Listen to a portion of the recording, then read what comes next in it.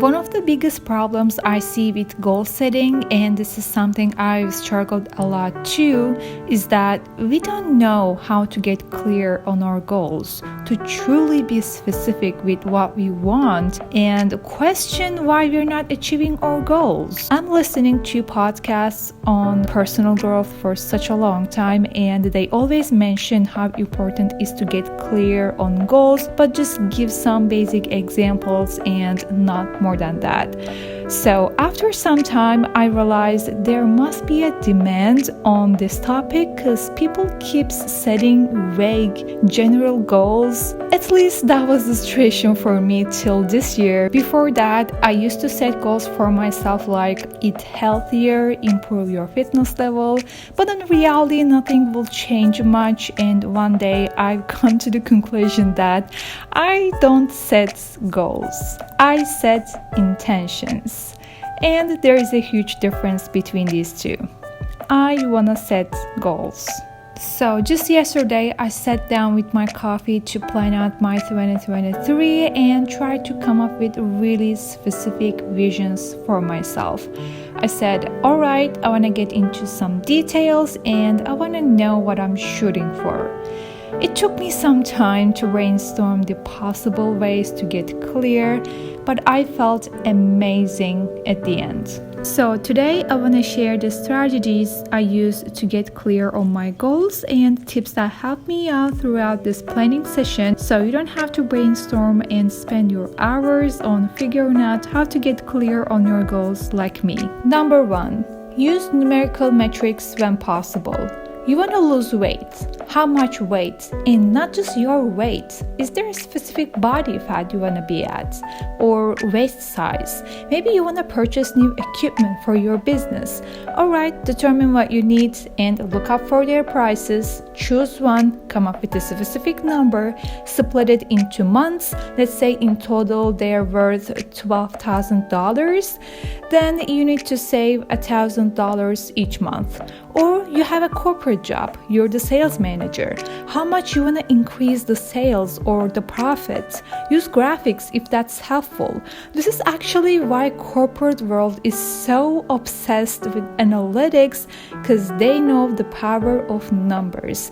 It gives them a clear vision about where they're going. So even with the goals that you can connect with numbers in your mind at first, try your best to use numerical metrics whenever possible. Number 2 is visual components. For most people, the images that they feel attached to can be so powerful and determinative in terms of reaching a goal. This might be a pose in yoga, a place they want to visit, a watch they want to buy, their dream body, or an activity they look forward, such as a wedding. So definitely try out creating a vision board for 2023, and if you don't know how, you can check out this video up in the screen, how to make 2023 the best year of your life, where I covered how to make a vision board from start to finish. So if you plan to use visuals for more clarity, I will wait for you in that video. Number 3 is strategy. You need a strategy for every single goal, and strategy is basically the path you choose to get to a goal, the things you're gonna do to achieve that goal. And based on my experience, the easiest strategies you can follow and the easiest way to set a strategy is by creating specific routines and habits. This especially comes in handy when you set spiritual goals like I want to be kinder, I want to be more calm, or personal goals like I want to be more confident with my Spanish. You want to be more of something? Alright, there is nothing wrong with having abstract goals, but now what? You're not able to calculate your results.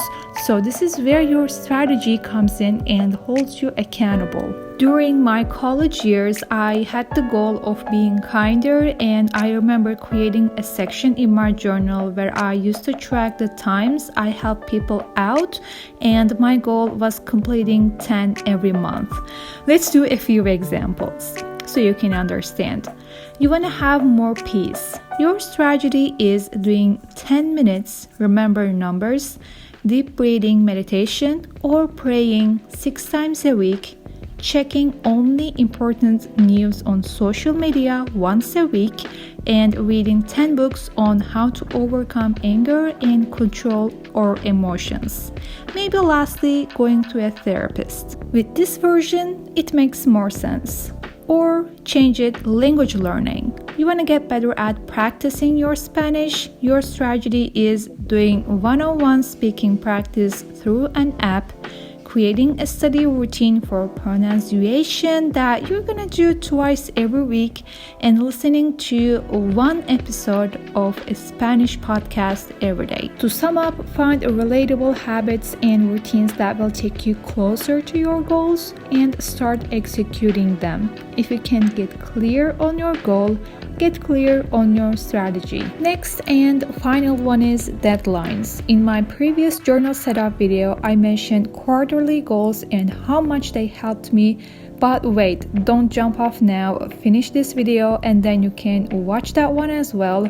So with deadlines, we're answering the question of when are you gonna accomplish this goal? It can be mid-year, last quarter, or within the first 4 months. Doesn't have to be the end of the year. Same goes for your routines. When are you gonna do your routine? In the morning, once a week, twice a month, at 6 p.m. It's totally up to you to determine your schedule, but just give yourself a specific time so that you'll know when to do or accomplish it.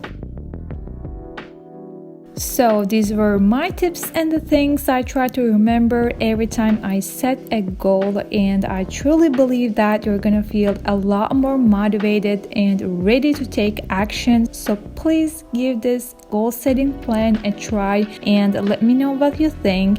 As always, love you all and see you in the next video. Bye!